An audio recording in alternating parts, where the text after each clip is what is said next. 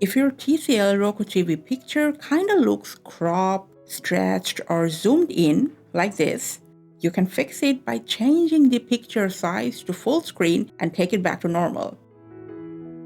So for that, first, let's play a video on either live TV, any channel. Now press the star button on the remote. A menu will appear. From there, go to Picture Settings and then select Customize Picture.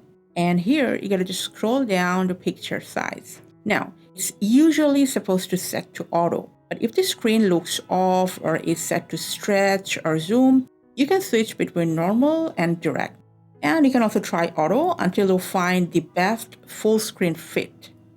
If you have a device like a gaming console connected, you can adjust the picture size the same way for that input. Just keep in mind that different interfaces might need different settings, and that's completely normal.